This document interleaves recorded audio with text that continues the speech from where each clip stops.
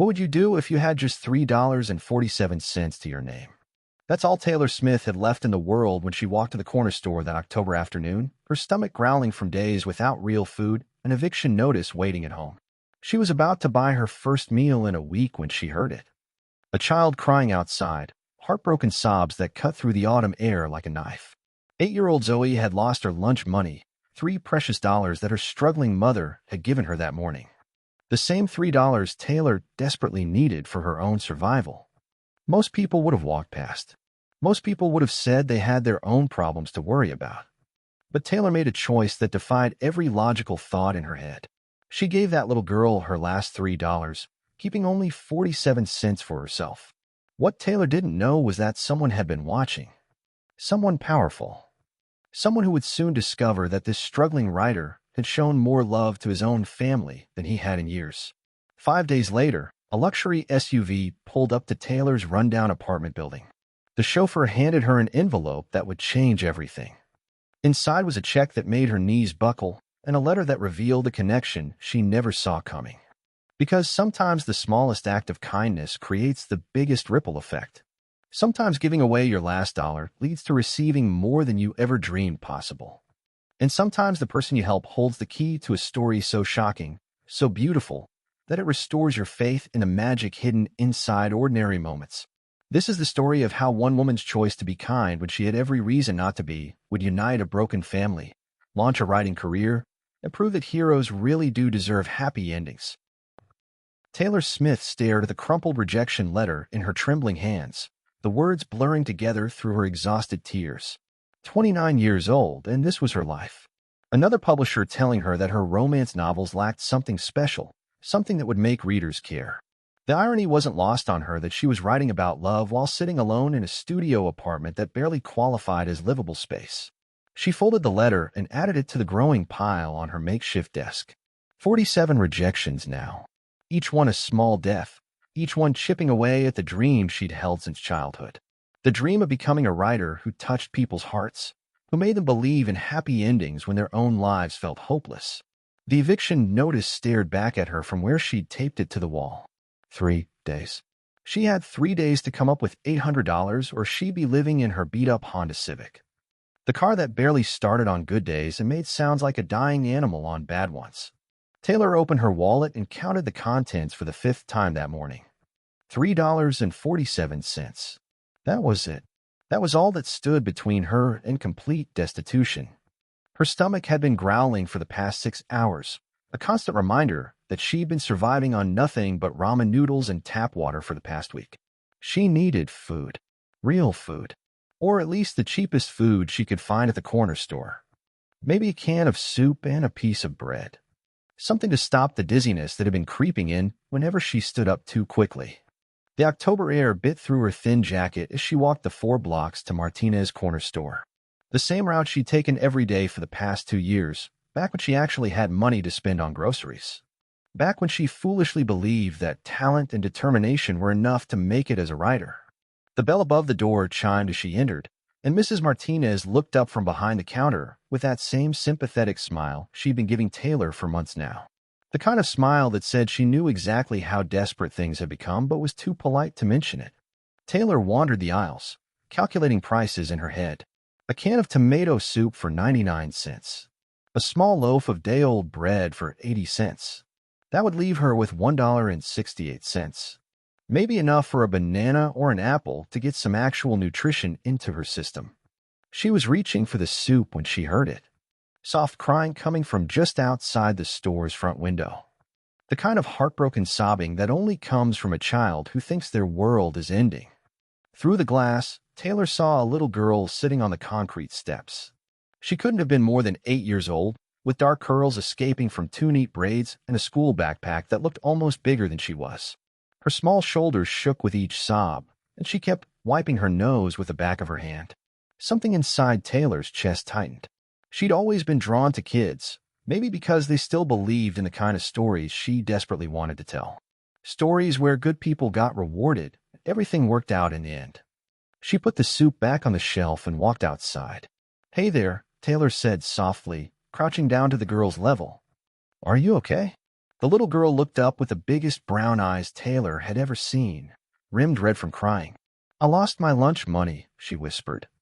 "Mama gave me $3 this morning, and I put it in my pocket, but now it's gone, and I looked everywhere and I can't find it." Taylor's heart sank. $3. The exact amount she had been planning to spend on her own food. "I'm Zoe," the girl continued, her voice getting smaller. "Zoe Martinez. Mrs. Martinez in there is my aunt, but she's not allowed to give me free food because Mama says we don't take charity from family." "Your mama sounds like a proud woman," Taylor said, sitting down on the step beside Zoe. Zoe nodded vigorously. "She works 2 jobs to take care of me and my baby brother. She counts every penny, and she gets really upset when money gets wasted. She's going to be so mad at me for losing the lunch money. She might not eat dinner again tonight because of me." The words hit Taylor like a physical blow. Here was this child, probably hungry and definitely scared, worried about her mother going without food because of $3. $3 that Taylor was planning to spend on herself. "She won't eat dinner?" Taylor asked. "Sometimes when money's really tight, Mama pretends she's not hungry so me and Diego can eat. But I always know because her stomach makes noise and she gets that sad look in her eyes." Zoe wiped her nose again. "She's going to think I'm irresponsible. She's always telling me to be careful with money because we don't have extra." Taylor looked at this little girl who was carrying the weight of her family's financial struggles on her 8-year-old shoulders, who was more worried about her mother's reaction than her own empty stomach, who understood responsibility in a way that most adults never would. She thought about the can of soup sitting on the shelf inside, about her own growling stomach and the dizziness that came with not eating, about the eviction notice waiting for her at home, and the pile of rejection letters that seemed to grow every week. Then she looked at Zoe's tear-stained face and made a decision that defied every logical part of her brain. Taylor reached into her pocket and pulled out her wallet. She counted out $3 bills, leaving herself with only the 47 cents in change. "Here," she said, holding the money out to Zoe. "For your lunch." Zoe's eyes went wide. "But I can't take your money. Mama says we don't take handouts from strangers." "It's not a handout," Taylor said firmly.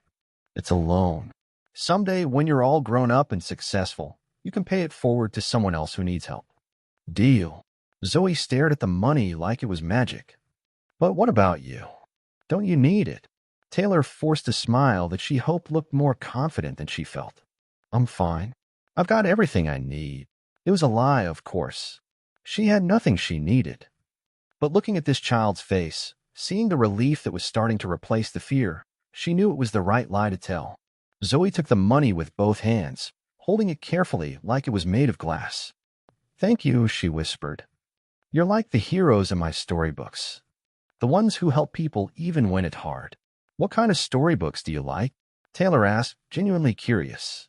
"The ones where good things happen to good people," Zoe said, her tears finally stopping. "Where people are kind to each other and nobody has to be scared or hungry. Mama says those stories aren't real, but I think they should be." Taylor felt something break open in her chest. "I think they should be real, too." Zoe stood up and carefully put the money in her backpack's front pocket, zipping it closed twice to make sure it was secure. "I'm going to tell everyone about you," she said. "About how you helped me when I was scared. Maybe if more people hear stories like that, they'll want to be heroes, too." She threw her small arms around Taylor's neck in a fierce hug that smelled like strawberry shampoo and childhood innocence. "Thank you for making me believe in heroes again." Taylor hugged her back, fighting against the tears that threatened to spill over. "Thank you for reminding me why stories matter." Zoe pulled away and ran toward the store entrance, turning back one more time to wave. "I hope all your dreams come true," she called out. "Heroes deserve happy endings." Taylor watched her disappear into the store, then sat alone on the concrete steps with 47 cents to her name, an empty stomach that suddenly felt like the least important thing in the world. She had no idea that 3 blocks away, in a black sedan with tinted windows, someone had been watching the entire exchange through a telephoto lens. Someone who was about to make a phone call that would change everything. Taylor stood up slowly, her legs shaky from hunger and emotion, and started the long walk home. She had no food, no money, and no idea how she was going to pay her rent in 3 days. But for the first time in months, she felt like she had something worth writing about. A story about a little girl who believed in heroes, and a grown woman who remembered what it felt like to be one. Taylor Smith walked home in a daze, her empty stomach forgotten as Zoe's words echoed in her mind. Heroes deserve happy endings. The irony wasn't lost on her that she'd just given away her last $3 and somehow felt richer than she had in months. The cramped studio apartment greeted her with its familiar smell of old coffee and desperation. The eviction notice seemed to mock her from the wall, but Taylor found herself reaching for her laptop instead of dwelling on the impossible deadline. For the first time in weeks, she had something to write about that didn't feel forced or artificial. Her fingers flew across the keyboard as she poured Zoe's story onto the page. Not as fiction this time, but as truth. The raw, honest truth about kindness in a world that seemed designed to crush it. About a little girl who still believed in heroes, and a woman who'd forgotten she could be one. Hours passed without Taylor noticing. The hunger pangs faded into background noise as she wrote with a passion she hadn't felt since college. This wasn't about getting published or paying rent anymore. This was about capturing something real, something that mattered. Meanwhile, across town in the penthouse office of Kane Industries, Robert Kane stared at the photographs his private investigator had just delivered. For 6 months, he'd been having his granddaughter followed at a discreet distance. Not stalking, he told himself, just protecting. Making sure she was safe while staying true to his stubborn pride that had torn his family apart 4 years ago. The investigator, a sharp-eyed woman named Detective Riley Foster, spread the photos across Robert's mahogany desk. This happened today outside Martinez's corner store. Your granddaughter lost her lunch money, and this woman gave her everything she had. Robert picked up the clearest photo. A thin woman in a worn jacket, crouched down to Zoe's level, handing over money while his granddaughter's face transformed from tears to wonder. There was something in the stranger's expression that made Robert's chest tighten. A gentleness he recognized but couldn't place. Who is she? He asked. Taylor Smith, 29 years old. Aspiring novelist living in Riverside Apartments. According to my research, she's 3 days away from eviction and surviving on practically nothing. Detective Foster pulled out a thick file. She's been rejected by 47 publishers in the past 2 years. Works occasional freelance editing jobs when she can find them, but it's barely enough to cover basic expenses. Robert studied the photo again. So she gave away her food money to a complete stranger's child. Gets better. Or worse, depending on how you look at it. Detective Foster opened her laptop and showed him Taylor's bank statement. That $3 she gave Zoe? It was literally all she had except for 47 cents and change. She hasn't eaten a real meal in over a week. Something cold and sharp twisted in Robert's stomach. He'd built an empire worth $3 billion, owned homes on 4 continents, and had more money than he could spend in 10 lifetimes. Meanwhile, this stranger had given his granddaughter her last dollar without hesitation. Tell me more about her, he said quietly. Detective Foster consulted her notes. Taylor Smith graduated summa cum laude from State University with a degree in creative writing. Teachers described her as exceptionally talented, but idealistic to a fault. She's been trying to make it as a romance novelist, focusing on stories about hope and redemption. Critics say her work is too sentimental for modern markets. Robert laughed bitterly. Too sentimental? In a world where his own daughter wouldn't speak to him because he called her husband worthless for choosing teaching over business, this woman was considered too sentimental. She has no family, he asked. Parents died in a car accident when she was 22. No siblings. Few close friends because she's been too focused on her writing career to maintain relationships. From what I can tell, she's essentially alone in the world, clinging to this dream of becoming a published author. The investigator pulled up more photos on her laptop. Taylor's apartment building, a rundown complex where broken dreams went to die. Taylor herself, looking gaunt and exhausted as she walked to the corner store earlier that day. Taylor giving Zoe the money, her face radiant with a joy that didn't match her circumstances. There's something else, Detective Foster said. I've been monitoring her online activity as part of the background check. She's been writing blog posts about kindness and hope, even while she's struggling. Last week, she wrote about helping an elderly neighbor carry groceries despite being weak from not eating. The week before, she gave her coat to a homeless woman during that cold snap. Robert stared at the screen, watching security footage of Taylor hugging his granddaughter goodbye. The same granddaughter he hadn't spoken to in 4 years because of his own stubborn pride. She makes a habit of this, he said. It wasn't a question. Pattern of behavior going back years. Always helping others even when she can barely help herself. Her college roommate described her as someone who would give you her last dollar and then apologize for not having more to offer. Robert closed his eyes and saw his daughter Victoria's face the last time they'd spoken.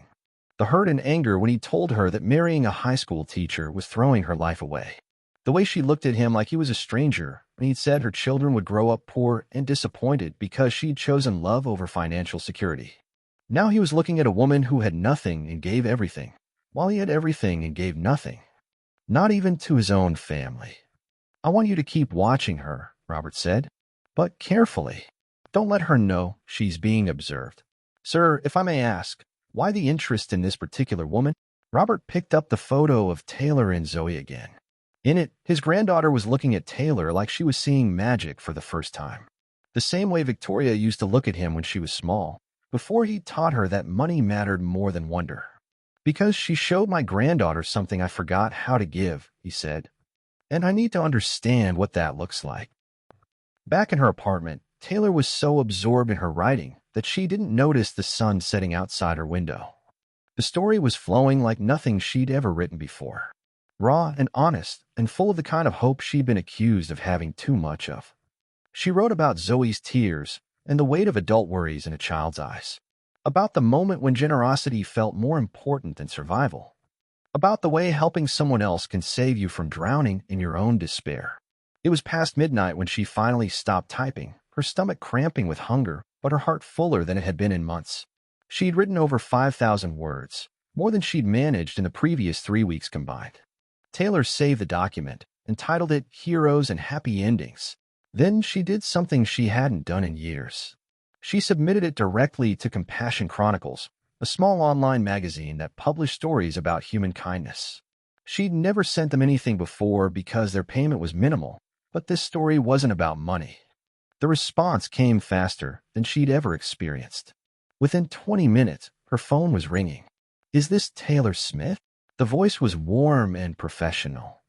This is Miranda Jackson, editor at Compassion Chronicles. I just read your submission, and I had a call immediately. Taylor's heart pounded. Is everything okay? Did I format it wrong? Wrong? Taylor, this is the most beautiful piece I've read in 5 years of editing. It's exactly what the world needs right now. We want to publish it immediately, and I mean immediately. Can we run it as tomorrow's featured story? Taylor sank onto her second-hand couch, overwhelmed. Really? Really? And we want to pay you our premium rate for it. $500. I know it's not much, but for us it's significant. This story deserves to be read by everyone. $500. Enough for rent and food and maybe even a small celebration. Taylor started crying, overwhelmed by the sudden reversal of fortune. Thank you, she whispered. You have no idea what this means. Actually, I think I do, Miranda said gently. Stories like this don't come from writers who haven't lived them. Take care of yourself, Taylor. The world needs more people like you. After hanging up, Taylor sat in the dark apartment and let herself cry. Relief, gratitude, and something that felt dangerously close to hope. She thought about Zoe's words again. Heroes deserve happy endings. Maybe, just maybe, they did. 3 days later, Taylor's story had been shared over 50,000 times across social media. The comments poured in from readers around the world, people sharing their own stories of unexpected kindness and renewed faith in humanity.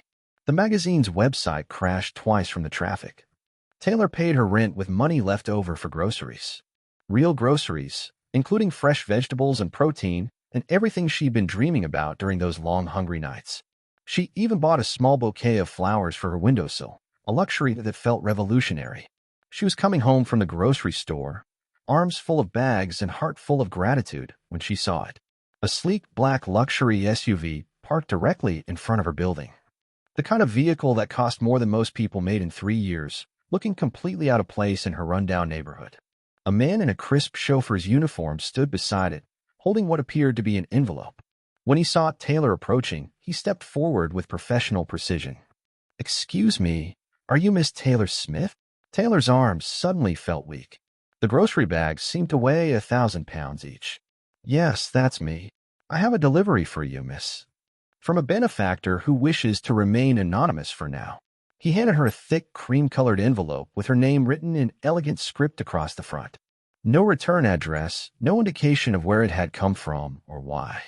"I don't understand," Taylor said. "Who sent this?" The chauffeur smiled kindly. "Someone who believes that heroes deserve happy endings, miss." "Good day."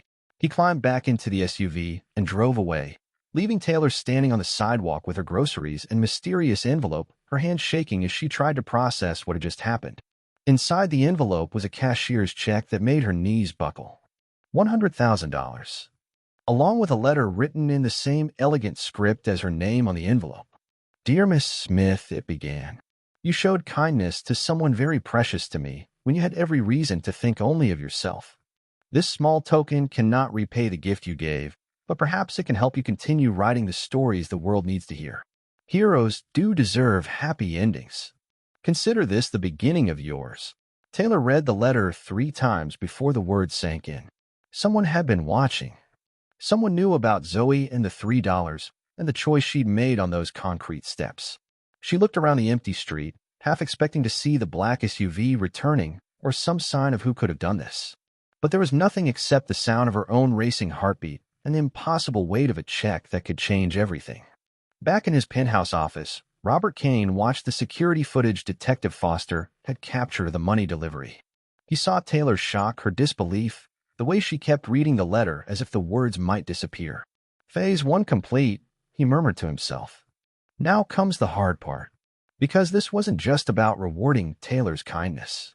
This was about a grandfather who had spent 4 years learning the difference between having everything and being worthy of anything. And he was about to discover that some lessons can only be taught by the people we least expect to be our teachers. Taylor stared at the check until her eyes blurred, reading the numbers over and over again as if they might rearrange themselves into something that made sense. $100,000. More money than she'd ever seen in her life, sitting in her trembling hands like a winning lottery ticket she'd never bought. She climbed the 3 flights of stairs to her apartment in a daze, groceries forgotten in one hand, life-changing check clutched in the other. Her neighbors' televisions blared through thin walls, children cried, and somewhere a couple was arguing about overdue bills. The same soundtrack of struggle that had become white noise in her life, except now she was holding an escape route that felt too surreal to trust. Inside her apartment, Taylor spread the letter and check across her tiny kitchen table and read everything again. The handwriting was confident, expensive-looking, the kind of penmanship that came from private schools and personal tutors. Someone with serious money had noticed her moment with Zoe and decided to change her life because of it. But who? And why? She thought about everyone she'd encountered in the past week, searching for clues. Mrs. Martinez at the corner store had been her usual kind self, but she barely spoke English and certainly didn't have access to this kind of money. Her few remaining friends were struggling artists like herself. Her neighbors were all living paycheck to paycheck in the same rundown building. The mystery benefactor had to be someone who'd witnessed the interaction with Zoe, but Taylor couldn't remember anyone else being around that day. Just her, the little girl, and the usual foot traffic of people too busy with their own problems to pay attention to a stranger's kindness. Her phone buzzed with a text from an unknown number. "Check your email." There's more to discuss. A friend who believes in second chances. Taylor's hand shook as she opened her laptop. In her inbox was a message from an encrypted email address with the subject line, "About Zoe Martinez and what comes next." "Dear Taylor," the email began. "By now you've received the first installment of what you've earned through your kindness. But money alone cannot repair what has been broken in this story.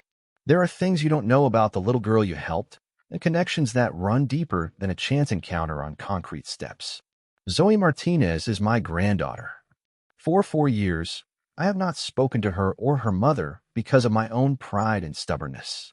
I disowned my daughter Victoria when she married a man I deemed beneath our family status. I called her husband worthless for choosing to teach children instead of pursuing wealth. I told her that her children would grow up poor and disappointed because she chose love over financial security. I was wrong about everything that matters. For months, I've been having Zoe watched from a distance, telling myself it was for her protection, while really it was my own cowardice keeping me from reaching out directly.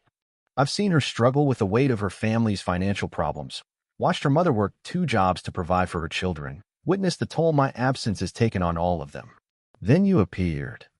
A stranger who gave my granddaughter your last $3 when I, her own grandfather worth billions, have given her nothing but the pain of abandonment. You showed her more love in 5 minutes than I've shown her in 4 years. Your kindness broke something open in me that I thought was permanently closed. It forced me to see the man I've become versus the grandfather I should have been. You gave Zoe something I forgot how to give, the belief that good people exist in the world, that heroes are real, that someone will help when you need it most. I am Robert Kane, CEO of Kane Industries. You may have heard the name in business news, though I suspect someone like you pays more attention to human stories than corporate ones. I built an empire but destroyed my family in the process. I have more money than I could spend in 10 lifetimes, but I am alone in the world because I chose pride over love, control over connection. I want to make this right, but I need your help. Not just for me, but for Zoe and Victoria. You've already proven you care more about my granddaughter's well-being than I have. I'm hoping you'll help me find a way back to the family I threw away. Taylor read the email 3 times, her heart pounding harder with each pass. Robert Kane. She did recognize the name, though not from business news. Victoria Martinez had mentioned him once, months ago, when Taylor had helped carry groceries up to Victoria's apartment in the building next door. My father thinks money is the only thing that matters, Victoria had said bitterly, struggling with bags while baby Diego cried in his carrier.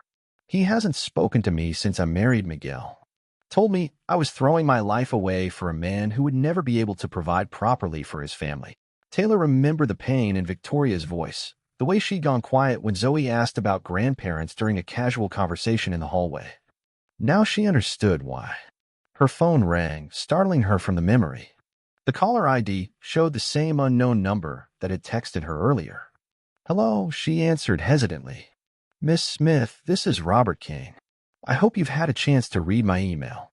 His voice was deep, cultured, with a confidence that came from decades of being listened to whenever he spoke. But underneath the authority, Taylor heard something else. Vulnerability. Fear. The sound of a man who'd built walls so high he'd forgotten how to climb back down. I've read it, Taylor said carefully. I'm not sure I understand what you want from me. I want you to help me apologize to my daughter and granddaughter. I want you to help me become the kind of man who deserves to be in their lives again. Mr. Kane, I barely know your family. I've had 1 conversation with Zoe and maybe 3 with Victoria. I'm not a family counselor or a mediator. I'm just a writer who gave a kid some lunch money. You're the person who showed my granddaughter that strangers can be kinder than family, Robert said quietly. You're the person who reminded me what love looks like when it's not conditional on approval or financial success. Victoria won't take my calls, and she has every right to refuse. But she might listen to the woman who helped her daughter when I failed to. Taylor closed her eyes, trying to process the enormity of what he was asking. This is insane. You can't just throw money at someone and expect them to fix 4 years of family damage. You're right. Money can't fix this. But maybe kindness can. The same kindness you showed Zoe when you had every reason to think only of yourself. There was a long pause. Taylor could hear the hope and desperation in his breathing, the weight of years of regret pressing down on both of them through the phone connection. Why should I trust you? She asked finally. How do I know this isn't some elaborate manipulation? How do I know you won't hurt them again? You don't, Robert admitted. I've given you no reason to trust me, and I've given my family every reason not to. But I'm asking anyway, because I'm out of options and running out of time. I'm 78 years old, Miss Smith. I've wasted 4 years of my granddaughter's childhood because I was too proud to admit I was wrong. I don't want to waste whatever time I have left.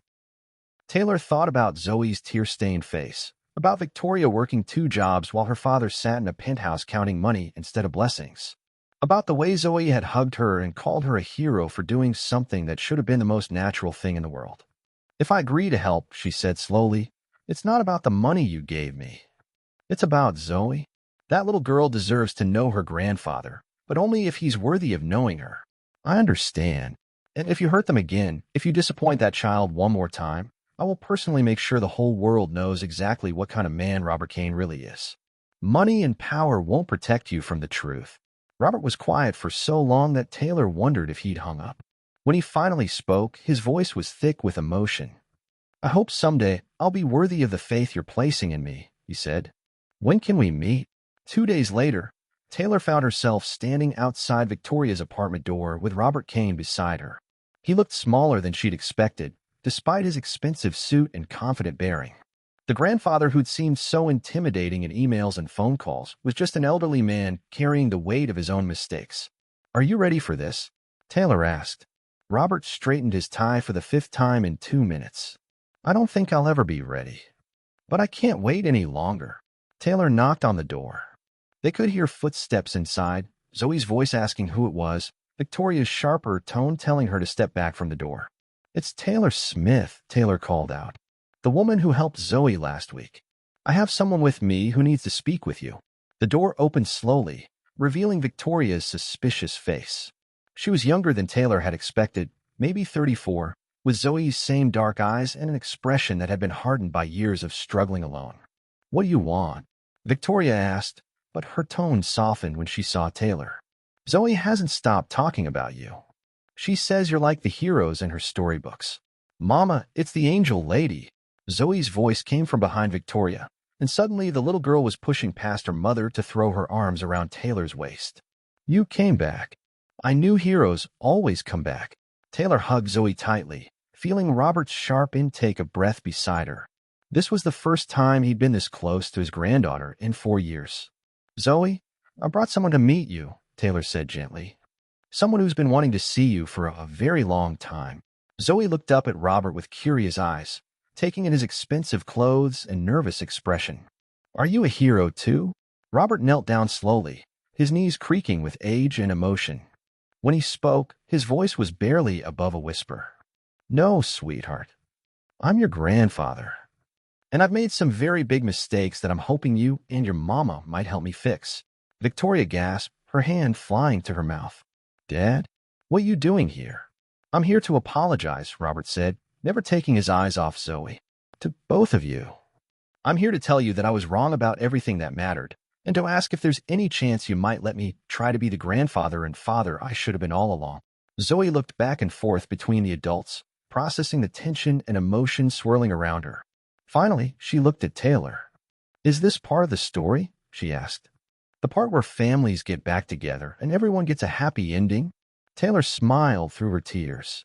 "I think it might be, sweetheart. But happy endings take work.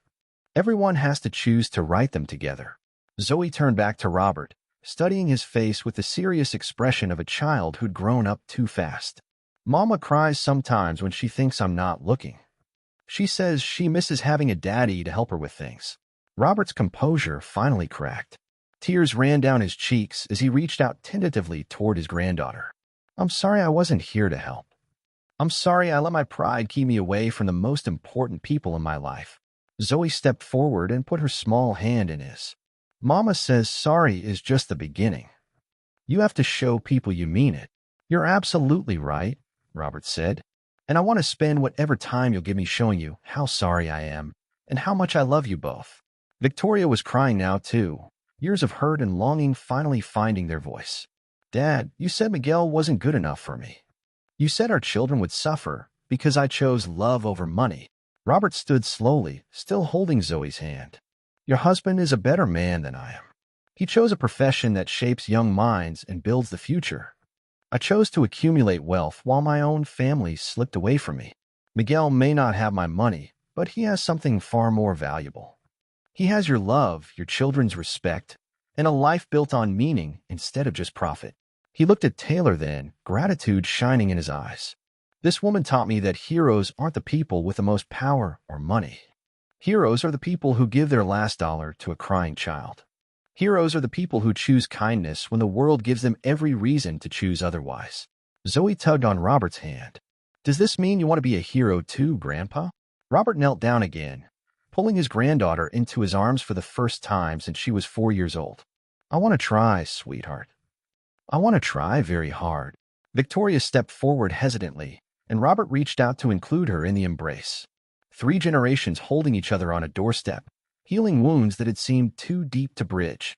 Taylor stepped back, giving the family space to reconnect, but Zoe reached out and grabbed her hand. "You have to stay," Zoe insisted. "Heroes don't leave before the story ends happy."